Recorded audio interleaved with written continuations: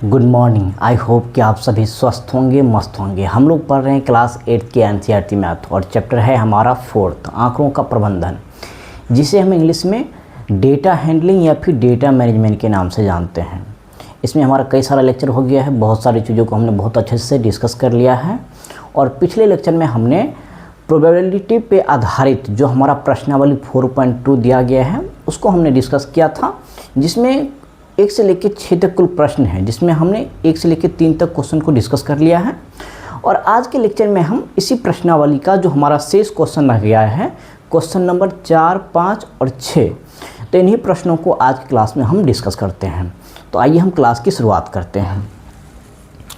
सबसे पहले हम जान लेते हैं कि हम लोग क्या पढ़ते हैं। हम लोग पढ़ते हैं एनसीईआरटी मैथ्स और क्लास है हमारा 8th।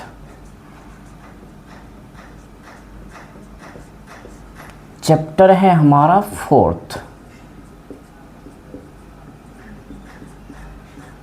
चैप्टर का क्या नाम है? आंकड़ों का प्रबंधन।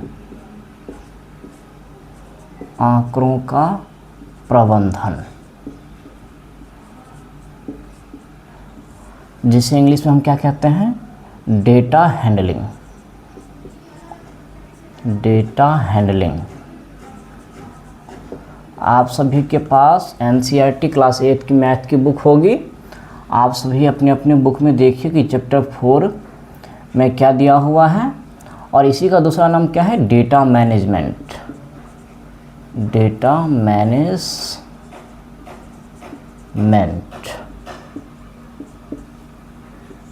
और इसके अंतर्गत हम क्या पढ़ रहे हैं? हमारा जो प्रश्नावली दिया गया है 4.2, इसमें ये क्या है? ये है प्रोबेबिलिटी। Probability based. इसमें टोटल जो है 1 से लेकर 6 तक जो है क्वेश्चन दिया गया है, जिसमें हमने 1 से लेकर 3 तक क्वेश्चन जो है पिछले लेक्चर में डिस्कस कर लिया है। और आज के लेक्चर में हम जो है इसी प्रश्नावली का जो शेष क्वेश्चन था हमारा क्वेश्चन 4 से लेकर 6 तक, तो आज की क्लास में हम क्वेश्चन 4 से लेकर 6 तक के क्वेश्चन को आज हम डिस्कस करते हैं। तो सभी अपना अपना बुक निकाल लीजिए और अपने अपने बुक में देखिए कि प्रश्नावली 4.2 में जो क्वेश्चन नंबर 4 दिया हुआ है उसको एक बार आप लोग पढ़िए। तो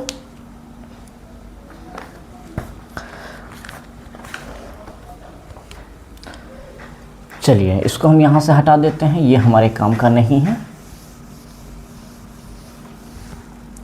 आई होप कि आप लोग क्वेश्चन नंबर 4 पढ़ लिए होंगे। चलिए एक बार सवाल को सुनिए, तो मैं आप लोगों को समझाने की कोशिश कर रहा हूँ कि क्वेश्चन नंबर 4 में क्या कहा गया है। कहता है कि 10 पृथक पर्चियों पर 1 से 10 तक की संख्याएं लिखी हुई है। एक पर्ची पर एक संख्या, उन्हें एक बॉक्स में रखकर अच्छी प्रकार से मिला दिया जाता है। बॉक्स के अंदर से बिना देखे एक पर्ची निकाली जाती है, तो निम्नलिखित की प्रायिकता क्या है? देखिए सवाल में कहा गया है कि 1 से लेकर 10 तक की जो है ना संख्याओं का एक पर्ची बनाया गया है, यानी कि एक पर्ची पर 1 नंबर लिखा हुआ है, दूसरी पर्ची पर फिर 2 लिखा हुआ, तीसरी पर्ची पर 3 लिखा हुआ। इसी तरह से 1 से लेकर 10 तक के 10 पर्ची हैं और उसको क्या किया गया है? फोल्ड करके एक बॉक्स में डाल दिया गया है और उस बॉक्स को अच्छी तरह से क्या किया दिया, मिला दिया गया है, ताकि पर्ची इधर उधर हो जाए बॉक्स के अंदर। और कह रहा है कि बिना देखे ही उस बॉक्स में से हमें एक कोई पर्ची निकालना है। उसके बाद इसमें 4 प्रश्न दिया हुआ है। पहला प्रश्न क्या है कि संख्या 6 प्राप्त करना, यानी कि बॉक्स में से जब हम कोई पर्ची निकालेंगे बिना देखे ही, तो इसकी प्रायिकता क्या होगी कि वो संख्या क्या है? 6 है। दूसरा प्रश्न क्या है कि 6 से छोटी एक संख्या प्राप्त करना, यानी कि इसकी भी प्रायिकता बताइए कि जब हम बॉक्स में से एक पर्ची निकालेंगे तो वह संख्या क्या होना चाहिए? 6 से छोटी होनी चाहिए। और तीसरा क्या दिया हुआ है? 6 से बड़ी एक संख्या, यानी कि बॉक्स में से पर्ची जब निकालेंगे तो वो पर्ची पे जो संख्या है वो क्या होनी चाहिए? 6 से बड़ी होनी चाहिए, इसकी प्रायिकता बताइए। और चौथा प्रश्न है एक अंक की एक संख्या प्राप्त करना। यानी कि पर्ची जो है 1 से लेकर 10 तक संख्याओं का, तो जब उसमें से बिना देखे एक पर्ची निकालेंगे तो इसकी प्रायिकता बताइए कि पर्ची पे लिखा गया नंबर जो है वो 1 अंक वाली है। यही हमारा सवाल है। तो आइए हम सवाल को देखते हैं कैसे करते हैं। क्वेश्चन को कैसे करते हैं, ये हमारा क्वेश्चन नंबर 4 है। आई होप कि आप लोगों को क्वेश्चन क्या कह रहा है इसका मतलब समझ में आ गया होगा। तो देखिए हम क्या करते हैं, सबसे पहले क्या करते हैं कि एक बॉक्स बना लेते हैं। बॉक्स बना लिए हम। चलिए अब क्या किया हम, बॉक्स में से क्या करेंगे, 10 पर्ची डाल देंगे इसमें। चलिए 10 पर्ची डाल देते हैं। मान लीजिए एक पर्ची ये है, एक पर्ची ये है, एक पर्ची ये है, एक पर्ची ये है, एक पर्ची ये है,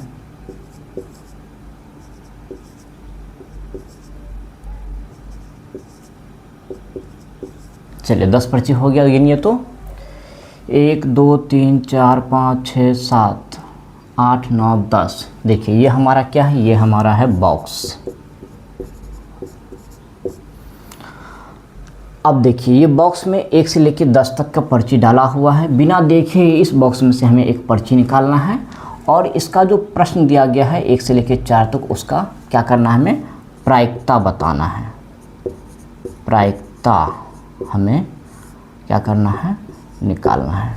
एक चीज़ बताइए कि जब बॉक्स में 1 से लेकर 10 तक की संख्याओं का पर्ची है और जब उसमें बिना देखे ही उसमें से हम एक पर्ची निकालेंगे तो 200 को पर्ची में से किस 200 के पर्ची का बाहर आने का चांस तो बराबर है।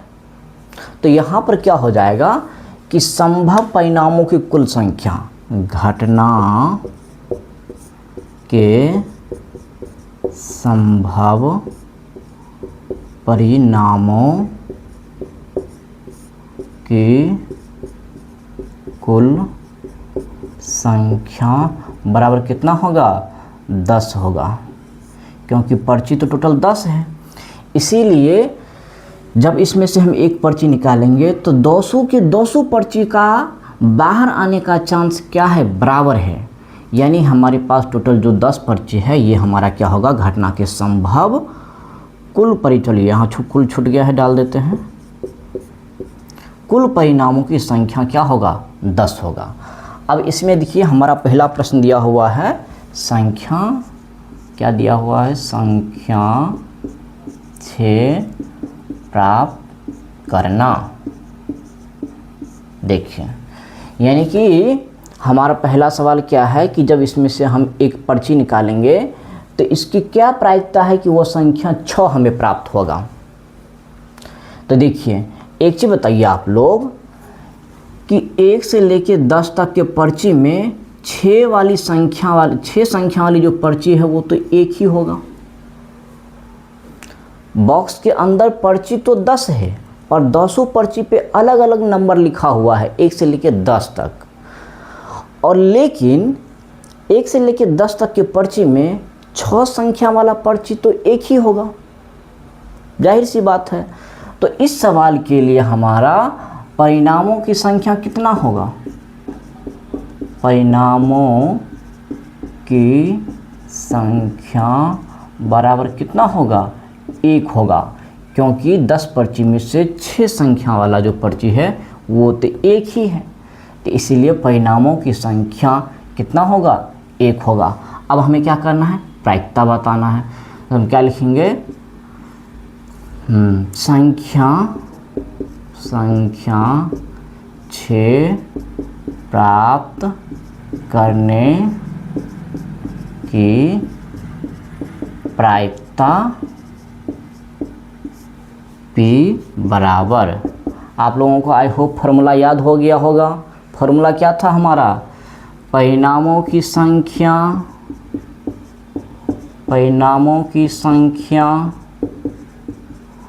और बट्टे में क्या होता है, घटना के संभव कुल परिणामों की संख्या, यही फार्मूला होता है ना। जिसको फार्मूला याद नहीं है याद कर लीजिए। अब इसी फार्मूला पर हमें क्या करना है, इसके परिणामों की संख्या और इस घटना के संभव कुल परिणामों की संख्या वैल्यू पुट कर देना है, हमारा आंसर आ जाएगा। तुम क्या लिखेंगे, देखिए परिणामों की संख्या हमारा सवाल में कितना है 1, तो इसको हम कहाँ लिखते हैं, ऊपर में लिखते हैं। और संभव कुल परिणामों की संख्या को कहाँ लिखते हैं, हम नीचे में लिखते हैं। और वो कितना है 10, तो 1/10। इसको हम दशमलव में कन्वर्ट करेंगे तो क्या होगा 0.1। और यही हमारा क्या हो गया इस सवाल का आंसर। देखिए कितना आसान था सवाल। आई होप आप लोगों को ये क्वेश्चन नंबर 4 का पहला सवाल समझ में आ गया होगा। इसको जल्दी जल्दी से नोट कर लीजिए। अब इसी में जो दूसरा प्रश्न दिया हुआ है क्या कह रहा है, एक बार पढ़िए तो, कि 6 से छोटी एक संख्या प्राप्त करना। देखिए क्या कह रहा है कि 6 से छोटी होनी चाहिए संख्या। जब पर्ची हम निकालेंगे तो पर्ची पे अंकित संख्या जो है वो किससे छोटी होनी चाहिए, 6 से छोटी होनी चाहिए। तो आप ये तो कॉमन सेंस की बात है। आप लोग बताइए कि 1 से लेकर 10 तक की जो पर्ची हैं और सभी पे एक एक नंबर लिखा हुआ है, तो छोटी 6 से छोटी वाली पर्ची कौन कौन होगा, जिस पर 1 लिखा होगा, 2 लिखा होगा, 3 लिखा होगा, 4 और 5। यही 1 से लेकर 5 तक जो संख्या है वो क्या है 6 से छोटी है। और जैसे ही 5 से आगे बढ़ेंगे तो वो क्या होगा 6, 6, 7, 8, 9, 10। ये तो सारी की सारी क्या हो गया 6 या फिर 6 से बड़ी हो गया। तो हमें 6 और 6 से बड़ी नहीं लेना है, हमें 6 से छोटा कहा गया है। तो 6 से छोटा वाला संख्या वाला पर्ची कौन कौन है, तो आप लोग कहेंगे 6 से छोटे होने वाला पर्ची कौन कौन होगा, जिस पर 1 लिखा होगा, 2 लिखा होगा, 4 और 3 और 5 लिखा होगा। तो इस सवाल के लिए हमारा परिणामों की संख्या कितना होगा 5 होगा। और घटना के संभव कुल परिणामों की संख्या दिए तो सबके लिए 10 ही होगा। तो चलिए हम दूसरा सवाल करते हैं। आई होप पहला सवाल नोट कर लिए होंगे। अगर नोट कर लिए हैं तो इसको हम क्या करते हैं, यहाँ से हटा देते हैं।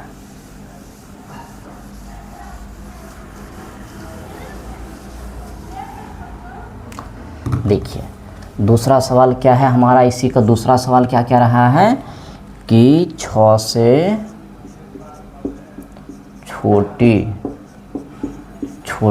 छोटी संख्या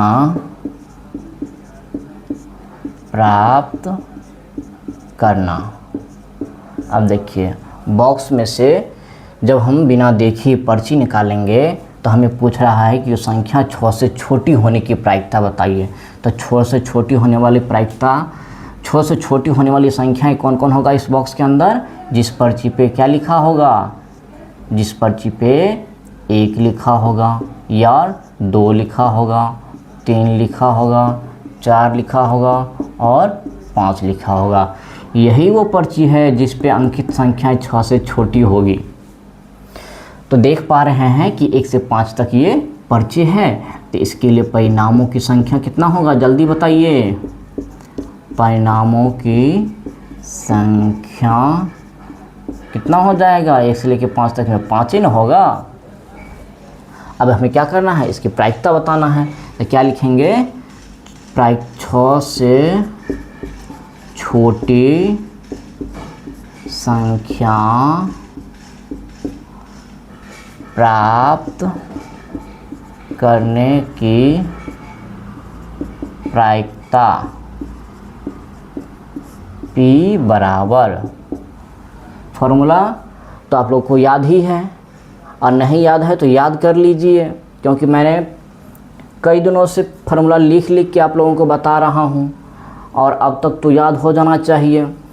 तो देखिए 6 से छोटी संख्या प्राप्त करने की प्रायिकता हमें बताना है। तो फार्मूला हमारा क्या होता है, परिणामों की संख्या को ऊपर में लिखते हैं और घटना के संभव कुल परिणामों की संख्या को हम नीचे लिखते हैं। तो देखिए इस सवाल के लिए हमारा परिणामों की संख्या कितना है 5 है और घटना के संभव कुल परिणामों की संख्या कितना है 10 है।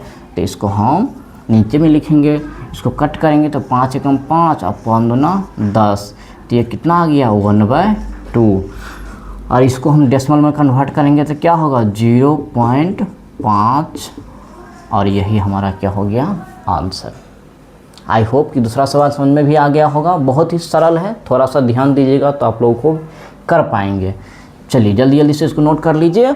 और इसी का जो तीसरा प्रश्न है उसको पढ़िए, तो क्या कह रहा है, 6 से बड़ी एक संख्या प्राप्त करना। देखिए सेम सवाल है, बस थोड़ा सा अंतर क्या है कि तीसरा सवाल में कह रहा है कि संख्या 6 से बड़ी होनी चाहिए। 6 से बड़ी होनी चाहिए, इसका मतलब क्या हुआ कि 6 भी नहीं लेना है, 6 से बड़ा होना चाहिए। तो 1 से लेकर 10 तक में 6 से बड़ा संख्या कौन कौन होगा, 7, 8, 9 और 10, यही होगा ना। तो ये 4 संख्या, यही क्या होगा, परिणामों की संख्या। तो देखिए जब हमें ये पता चल गया है तो इसका प्रायिकता निकालना आसान है। चलिए दूसरा सवाल कर लिए हैं, नोट कर लिए हैं, तो इसको हम क्या करते हैं, यहाँ से हटा देते हैं, हम चलते हैं तीसरे प्रश्न की ओर। तीसरा प्रश्न देखते हैं। देखिए तीसरा प्रश्न क्या कहता है, इसी का तीसरा प्रश्न कह रहा है 6 से बड़ी एक संख्या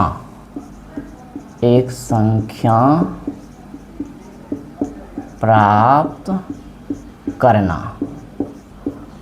6 से बड़ी एक संख्या प्राप्त करना। तो देखिए 6 से बड़ी एक संख्या प्राप्त करना, तो देखिए 6 से बड़ी संख्या इस बॉक्स के अंदर कौन कौन है, एक तो 7 है, एक 8 है और एक 9 है और एक 10 है। 6 से बड़ी कहा गया है ना, तो 6 से बड़ी तो यही 4 संख्या है, 1 से लेकर 10 तक में। 6 नहीं होगा, याद रखना है। 6 क्यों नहीं होगा, कह रहा है 6 से बड़ी, 6 से बड़ी मतलब 6 नहीं होगा, यानी 7 से लेना है, 7, 8, 9, 10। तो देखिए इस केस में हमारा परिणामों की संख्या कितना हो गया, जल्दी से बताइए तो आप लोग, परिणामों की संख्या कितना हो गया, देख लीजिए 1, 2, 3, 4। अब हम क्या बताएंगे, इसकी प्रायिकता। तो क्या लिखेंगे, 6 से बड़ी एक संख्या प्राप्त करने की प्रायिकता P बराबर, देखिए क्या होता है फॉर्मूला, परिणामों की संख्या को ऊपर में लिखते हैं और घटना के संभव कुल परिणामों की संख्या कहाँ लिखते हैं, नीचे में लिखते हैं। तो देखिए यहाँ पर परिणामों की संख्या 4 है तो इसको तो ऊपर लिखेंगे, और संभव कुल परिणामों की संख्या 10 है तो इसको नीचे लिखेंगे। आप देखिए कटेगा, हाँ कटेगा, देखिए 2 दूना 4 और 2 पंचे 10, यानी कितना आ गया 2/5। इसको चाहो तो डेसिमल में कन्वर्ट कर लीजिए, तो क्या होगा 0.4, और यही हमारा इस सवाल का आंसर हो गया। जिसको 2 में 5 से भाग नहीं देने आता है, एक बार इधर देखिए, 5 से भाग देना है किस में, 2 से। देखिए भाग तो नहीं लगेगा, तो क्या देंगे दशमलव के बदले में यहाँ क्या उतारेंगे 0, और 5 से भागने 5 के 20, देखिए पूरा पूरी कट गया। और दशमलव के पहले क्या डाला जाता है, 0 डाला जाता है, तो देखिए 0 आ रहा है। चलिए तीसरा प्रश्न भी हो गया, जल्दी जल्दी से नोट कर लीजिए। और इसी का चौथा प्रश्न एक बार पढ़िए, तो क्या कह रहा है, एक अंक की एक संख्या प्राप्त करना। अब देखिए चौथा सवाल में कह रहा है कि बॉक्स में बिना देखे ही पर्ची एक निकालेंगे, तो इसकी क्या प्रायिकता है कि उस पर्ची पर अंकित संख्या जो है वो 1 अंक वाली है। तो आप लोग बताइए, इस बॉक्स के अंदर जो 1 से लेकर 10 तक वाली पर्ची है, तो 1 अंक वाली संख्या कौन कौन है। तो आप लोग कहेंगे कि 1 है, 2 है, 3 है, 4 है, 5 है, 6 है, 7 है, 8 है और 9 है। यही वो संख्या है 1 से लेकर 9 तक जो 1 अंक वाली है। 10 नहीं है, क्यों नहीं है, क्योंकि 10 में तो 2 अंक है। देखिए एक अंक 1 है और दूसरा अंक 0 है। 10 में 2 अंक है ना, 1 और 0, तो 2 अंक वाली नहीं हमें बताना है, हमें 1 अंक वाला चाहिए। तो हम देख पा रहे हैं कि 1 से लेकर 10 तक में 1 अंक वाली संख्या तो 1 से लेकर 9 तक है, यानी कि परिणामों की संख्या इस केस में कितना होगा, 9 होगा। तो आइए क्वेश्चन नंबर 4 को हम सॉल्व करते हैं। आई होप कि क्वेश्चन नंबर 3 नोट कर लिए होंगे, तो इसको हम क्या करते हैं, यहाँ से डिलीट करते हैं।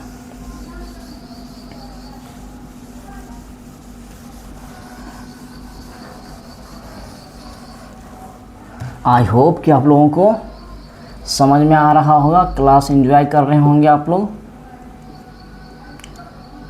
चलिए, क्या कह रहा है कि एक अंक की संख्या, एक अंक की एक संख्या प्राप्त करना। देखिए, तो 1 से लेकर 10 तक में एक अंक वाली संख्या कौन कौन है हमारा? 1 है जिसमें एक अंक है, दूसरा 2 है, 3 है, 4 है, 5 है, 6 है, 7 है, 8 है, 9 है। क्या 10 होगा? 10 हमारा एक अंक वाली संख्या नहीं है, क्योंकि इसमें क्या है? 2 अंक है। तो देखिए, इस केस में हमारा परिणामों की संख्या कितना होगा? जल्दी बताइए आप लोग। इस केस में परिणामों की संख्या कितना हो गया? 1 से लेकर 9 तक, यानी कि 9 हो गया। अब हमें इसकी प्रायिकता बताना है, तो हम क्या लिखेंगे? एक अंक की एक संख्या प्राप्त करने की प्रायिकता P बराबर क्या होगा? परिणामों की संख्या को हम ऊपर लिखते हैं तो कितना है? 9। असंभव कुल परिणामों की संख्या को कहाँ लिखते हैं? नीचे। वो कितना है? 10। तो इसको हम नीचे लिख देंगे। चाहो तो इसको दशमलव में कन्वर्ट कर दो, तो 10 से 9 में भाग देंगे, क्या होगा? 0.9। यही हमारा क्या हो गया? आंसर। कितना आसान था देखिए। आई होप कि क्वेश्चन नंबर 4 भी आप लोगों को समझ में आ गया होगा। तो क्वेश्चन नंबर चाहिए हमारा 4 था, जिसमें 1 से लेकर 4 तक क्वेश्चन दिए गए थे, और ये तो हमारा दिया गया घटना था। इसके आधारित पर हमने 1 से लेकर 4 तक प्रश्नों को डिस्कस कर लिया है, और क्वेश्चन नंबर 4 हमारा पूरा हो जाता है। अब देखिए, जो नेक्स्ट क्वेश्चन दिया गया है क्वेश्चन नंबर 5, तो एक बार सभी लोग अपने अपने बुक में एक बार क्वेश्चन नंबर 5 को पढ़िए और समझने की कोशिश कीजिए कि क्या कहता है। तब तक हम क्या करते हैं? बोर्ड साफ कर लेते हैं।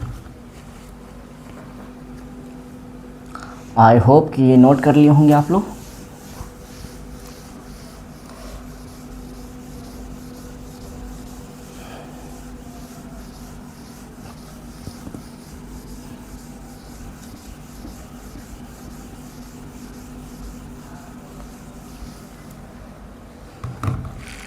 चलिए, इस बार हम क्या करते हैं? हम मार्कर चेंज कर लेते हैं। आई होप कि आप लोग क्वेश्चन नंबर 5 पढ़ लिए होंगे। तो चलिए एक बार ध्यान से सुनिए। तो क्वेश्चन नंबर 5 क्या कहता है? यदि आपके पास 3 हरे त्रिज्यखंड, एक नीला त्रिज्यखंड और एक लाल त्रिज्यखंड वाला एक घूमने वाला पहिया है, तो एक हरा त्रिज्यखंड प्राप्त करने की प्रायिकता क्या है? ऐसा त्रिज्यखंड प्राप्त करने की क्या प्रायिकता है कि जो नीला ना हो? अब देखिए, क्या रहा है कि एक ना घूमने वाला पहिया है, और उसको अलग अलग त्रिज्यखंड में क्या किया गया है? बांटा गया है। त्रिज्यखंड क्या होता है? याद होगा, मैंने आप लोगों को बताया था। चलिए, जिसको नहीं पता है तो एक बार मैं अभी फिर से एक्सप्लेन कर दूंगा। और कह रहा है कि जब पहिया को अलग अलग त्रिज्यखंड में बांटा गया है, तो जो कहता है कि हरे वाले त्रिज्यखंड की संख्या कितना है? 3 है। नीले वाली त्रिज्यखंड की संख्या कितना है? 1 है। और लाल वाली त्रिज्यखंड की संख्या कितना है? 1 है। यानी कि टोटल त्रिज्यखंड कितने होंगे? 3 हरा का, 1 नीला, 1 लाल, यानी कि टोटल 3, 1, 4, 1, 5 त्रिज्यखंड एक पहिया के अंदर दिया हुआ है।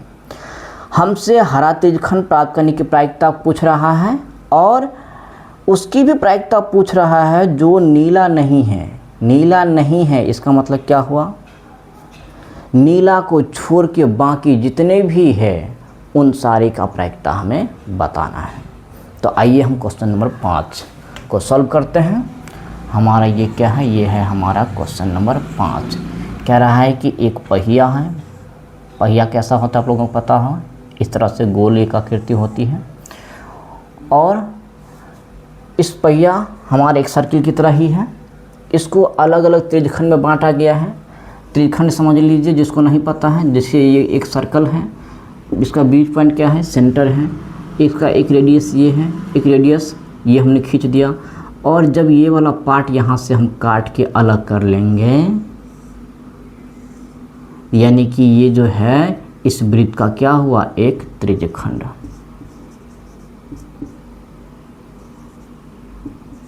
ये क्या हुआ, त्रिज्यखंड। ये अपने आप में पूरा क्या था, एक कंप्लीट वृत्त था, और इस वृत्त का एक हिस्सा हमने इस तरह से काट के निकाल लिया, तो इसी को हम बोलते हैं त्रिज्यखंड। त्रिज्यखंड को हिंदी में, इंग्लिश में क्या कहते हैं, सेक्टर। जैसे आप लोग गर्मी के मौसम में तरबूज खाए होंगे, तो देखते होंगे तरबूज को कुछ इस प्रकार से काट के निकाल के खाते हैं आप लोग, तो वो भी क्या है, उस तरबूज का एक त्रिज्यखंड ही तो है। तो चलिए, त्रिज्यखंड का मतलब समझ में आ गया है, तो हम आते हैं अपने सवाल पे। इसको हम यहाँ से साइड कर देते हैं, ये तो हमारे काम का नहीं है। देखिए, कह रहा है कि ये एक पहिया है और इसको ना अलग अलग त्रिज्यखंड में बांटा गया है, और कह रहा है कि 3 जो है हरा वाला है, एक नीला है और एक लाल है, यानी कि टोटल त्रिज्यखंड कितना बना हुआ है इस पहिए के अंदर, 5। तो देखिए 5 त्रिज्यखंड में क्या करते हैं, इस पहिया को बांट लेते हैं। एक ये हो गया, एक ये, एक ये, एक ये, और एक, चलिए हम ये देखिए, ये हमारा पहिया था, इसको हमने 5 अलग अलग त्रिज्यखंड में बांट दिया है। और देखिए कह रहा है कि 2 त्रिज्यखंड जो है वो क्या है, सॉरी 2 नहीं, कितना दिया हो, 3 त्रिज्यखंड जो है वो क्या है, हरा है। चलिए हरा के लिए हम क्या लिख देते हैं, ग्रीन, यानी जी फॉर ग्रीन, क्योंकि जी से ग्रीन होता है, ग्रीन हरा को इंग्लिश में ग्रीन कहते हैं, तो इसीलिए ग्रीन के लिए हम जी लिख दिए हैं। ये भी ग्रीन है, ये भी ग्रीन है, और क्या रहा है कि एक नीला है, नीला के लिए हम इंग्लिश में क्या बोलते हैं, ब्लू, बी फॉर ब्लू, और क्या रहा है कि एक लाल है, यानी कि रेड, तो रेड के लिए क्या लिख देते हैं, आर। देखिए ये हमारा पहिया है। एक चीज़ बताइए कि ये जो पहिया को हम 5 अलग अलग त्रिज्यखंडों में बांट दिए हैं, और बताइए तो इस केस में हमारा जो है घटना के संभव कुल परिणामों की संख्या कितना होगा, जल्दी से बताइए तो कितना होगा।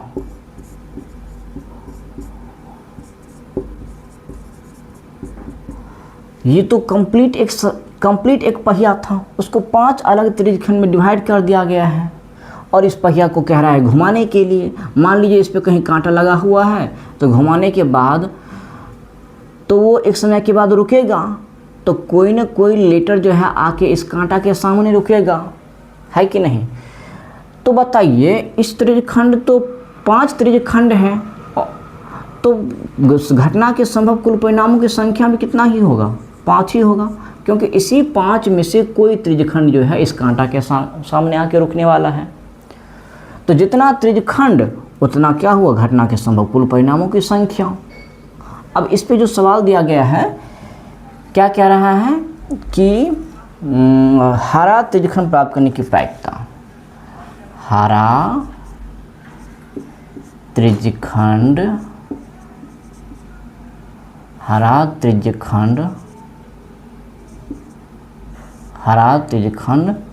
प्राप्त करने की प्रायिकता P बराबर, हरा त्रिज्यखंड प्राप्त करने की प्रायिकता हमें बताना है। चलिए यहाँ लिख देते हैं बराबर, हरा त्रिज्यखंड प्राप्त करने की प्रायिकता हमें बताना है। तो एक चीज़ बताइए, इसके लिए जो है ये जो हमारा दिया गया कंडीशन है कि त्रिज्यखंड कैसा होना चाहिए, हरा होना चाहिए। तो टोटल जो है त्रिज्यखंड 5 है, लेकिन हमसे तो हरा वाला पूछ रहा है, तो हरा वाला त्रिज्यखंड कितना है, 1 2 3।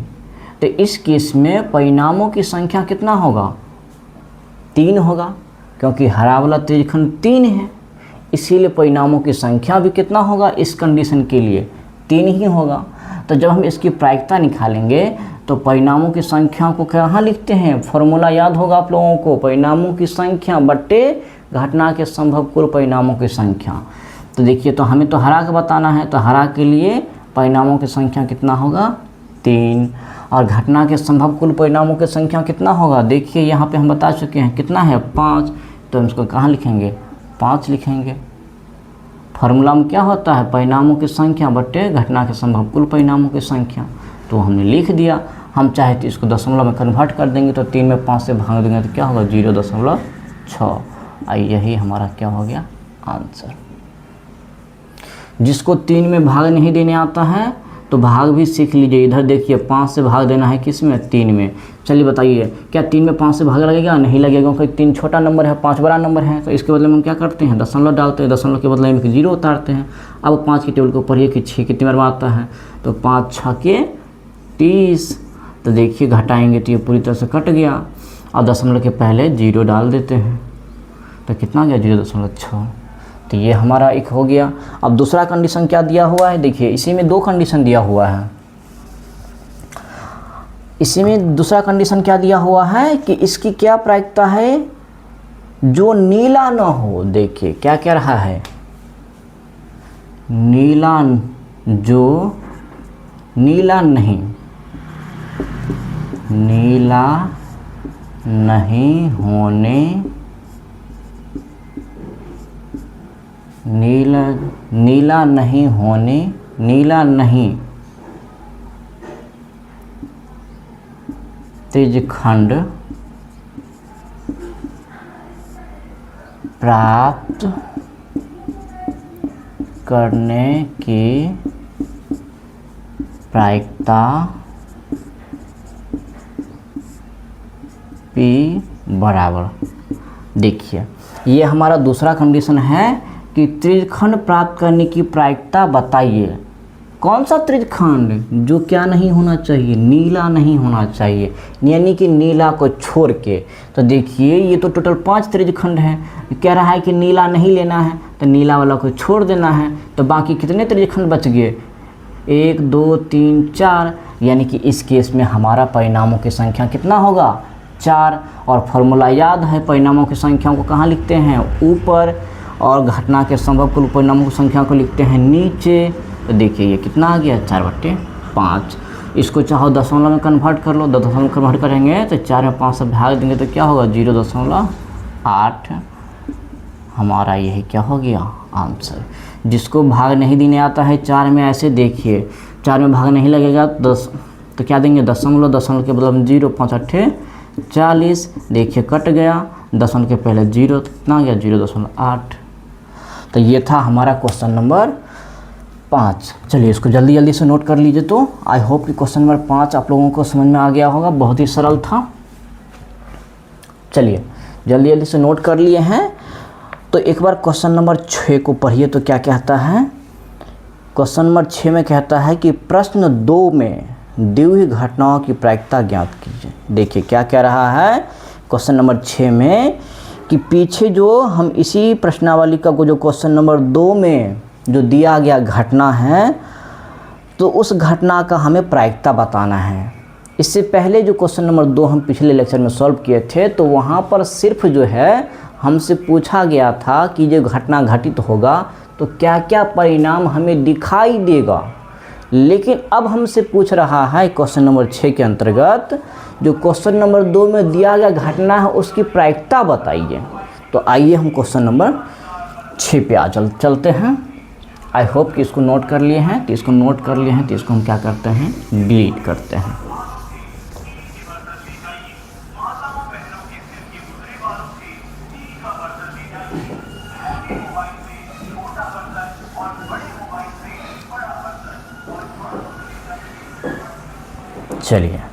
चलिए एक बार फिर से हम मार्कर चेंज कर लेते हैं ताकि कलरफुल लगे क्लास।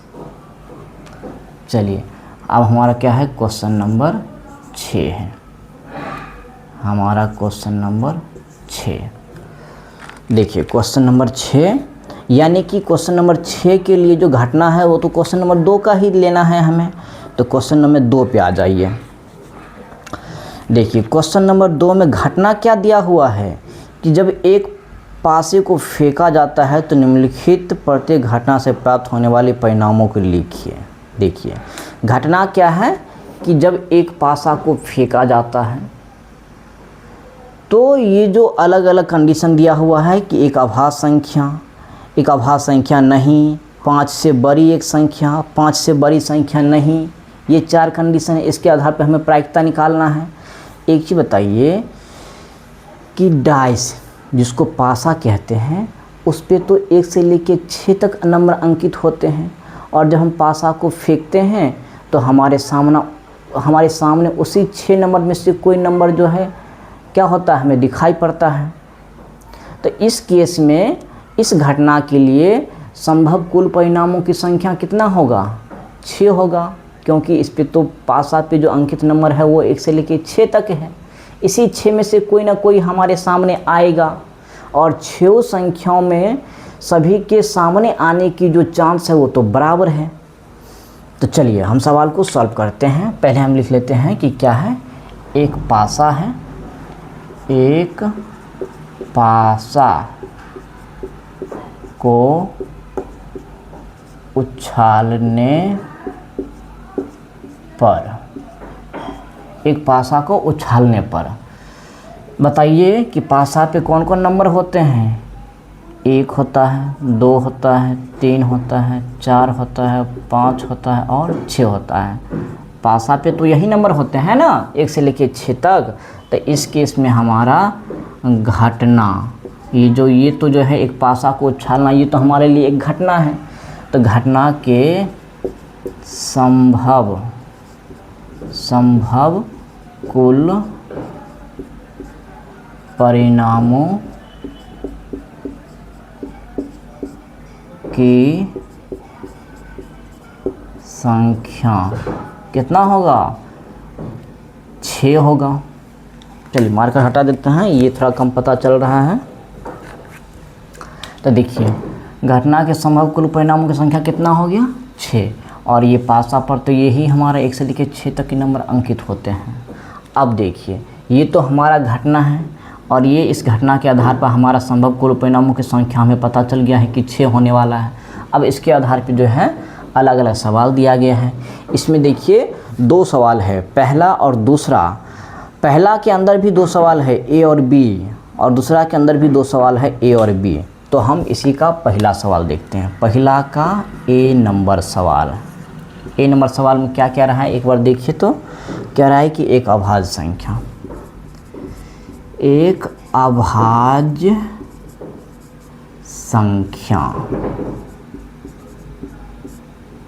देखिए ये दिया हुआ है कि एक अभाज्य संख्या, यानी कि पासा को जब हम उछालेंगे तो हमारे सामने एक अभाज्य संख्या दिखाई पड़ने की क्या प्रायिकता होगा, हमसे ये पूछा गया है। तो एक चीज़ बताइए आप लोग कि पासा पर जो अंकित नंबर 1 से लेकर 6 तक होता है उसमें अभाज्य संख्या कौन कौन है। अभाज्य संख्या क्या होता है मैंने पिछले क्लास में भी बताया है, चलिए एक बार फिर से बता देते हैं।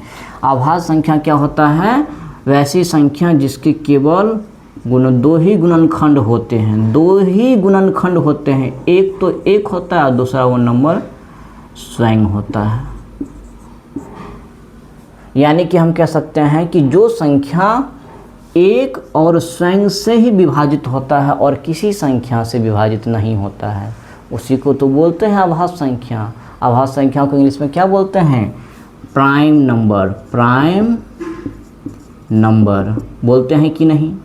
जैसे हमारा सबसे छोटा अभाज्य संख्या क्या था, 2, 3, 5, 7, उसके बाद 11, 13, इसी तरह से कहाँ तक जाएगा, अनंत तक। तो देखिए कि इसमें अभाज्य संख्या कौन कौन है, तो हम देख पा रहे हैं कि एक अभाज्य संख्या हमारा 2 है, दूसरा अभाज्य संख्या क्या है 3 है, और एक अभाज्य संख्या हमारा क्या है 5 है। यानी कि इस कंडीशन के लिए कौन अभाज्य संख्या हमसे पूछा है ना, तो अभाज्य संख्या कौन कौन है, 2 है, 3 है और 5 है, यही तो अभाज्य संख्या है। यानी कि इस कंडीशन के लिए परिणामों की संख्या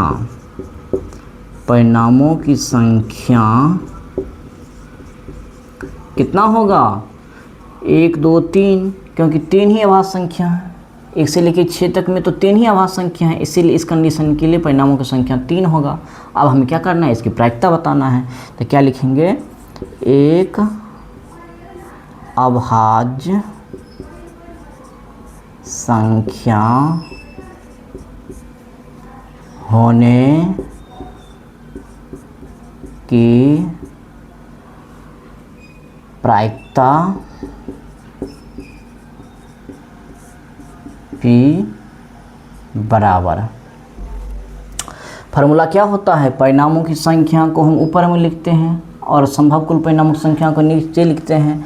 तो इसमें देखिए हमारा परिणामों की संख्या कितना है, 3, तो इसको हम ऊपर लिख लेंगे। संभव कुल परिणामों की संख्या कितना है, देखिए 6, तो इसको हम नीचे लिख लेंगे। अब देखिए कटेगा, 3 एकम 3, 3 दूना 6, तो कितना हो गया, 1/2। चाहे तो इसको दशमलव में कन्वर्ट कर लिए, कितना आएगा, 0.5, और यही क्या हो गया, आंसर।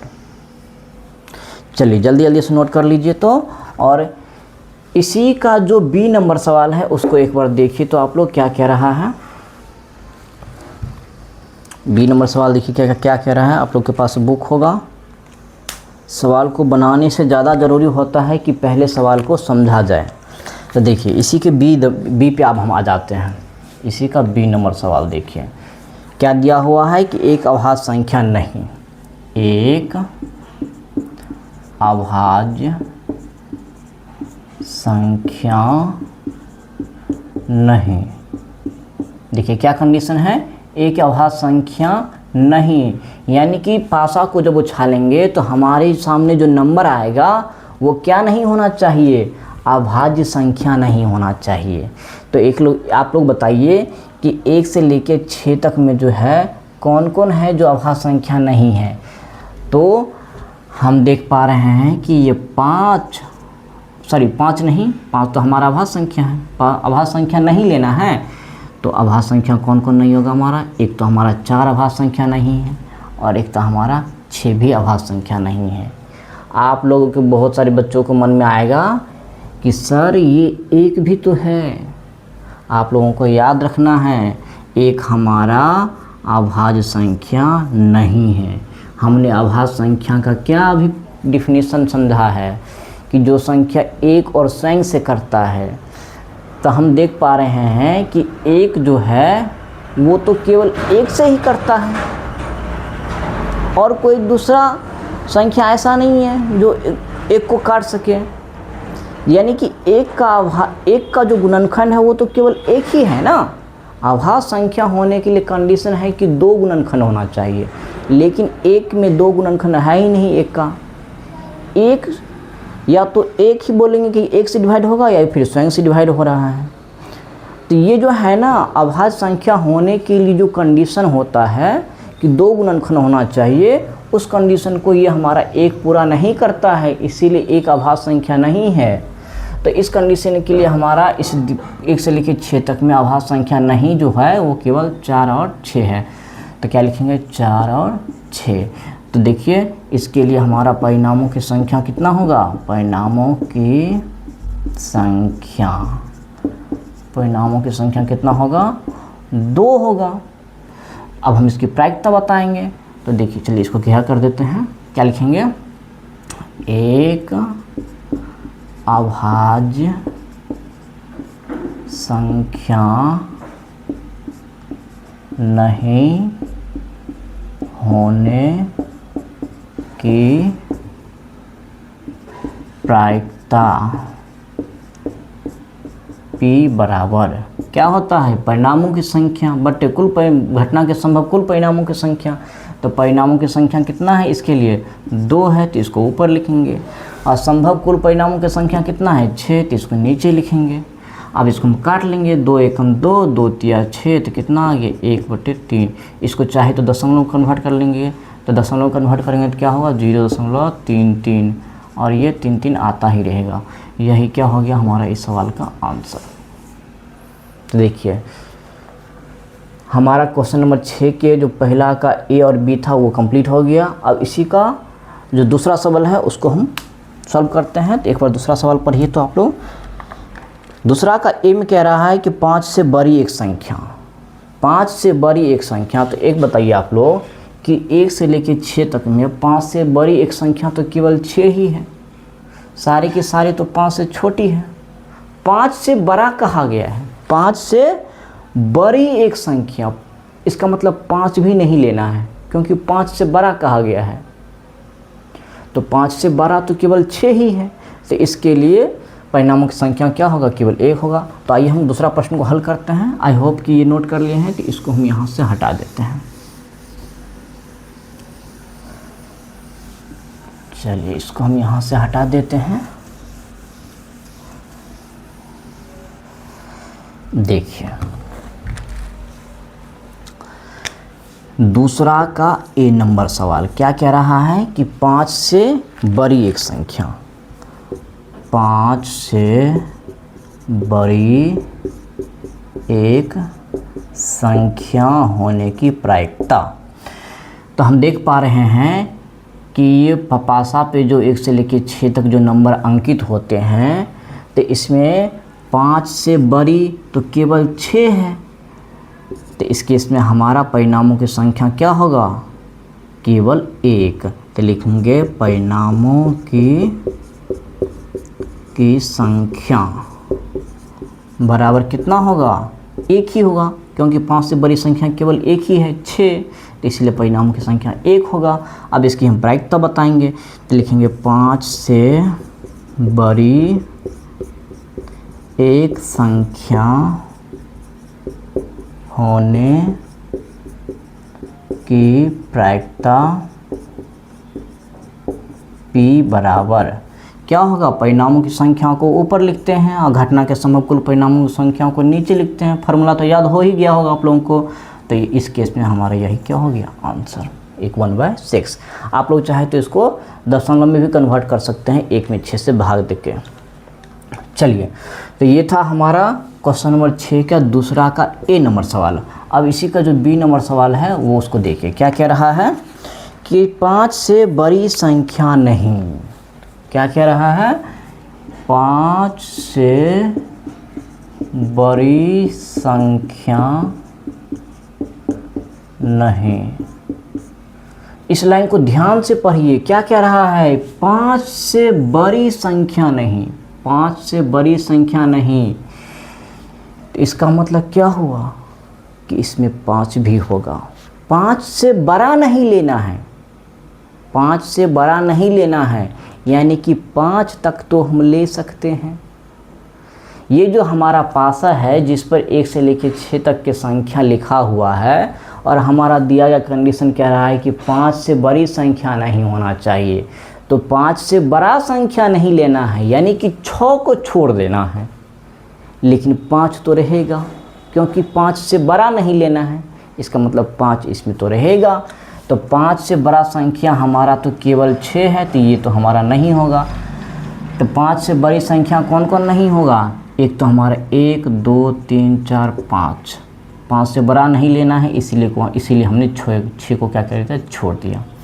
तो इस केस में हमारा कौन कौन नंबर होगा, 1 2 3 4 5, यही होगा।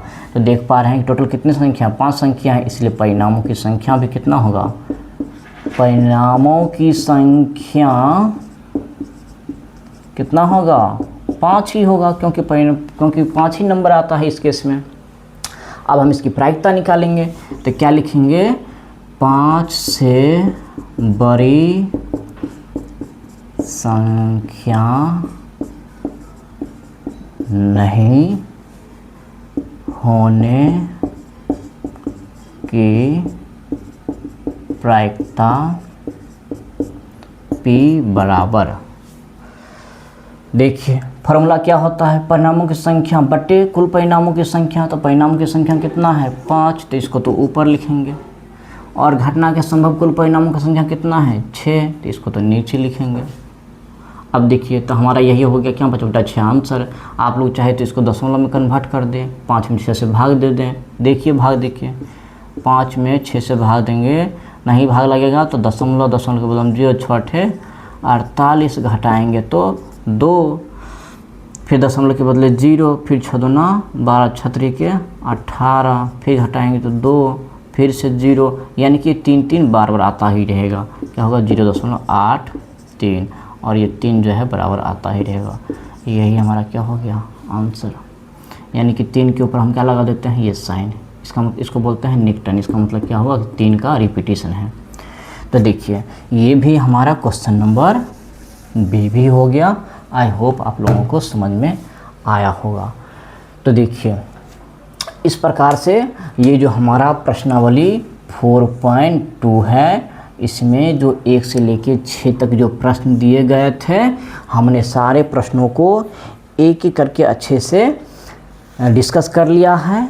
आई होप कि आप लोगों को सारा सवाल जो मैंने आप लोगों को समझाने की कोशिश किया है समझ में आया होगा और आप लोग सीख भी रहे होंगे और ये लेक्चर भी आप लोगों को पसंद आया होगा।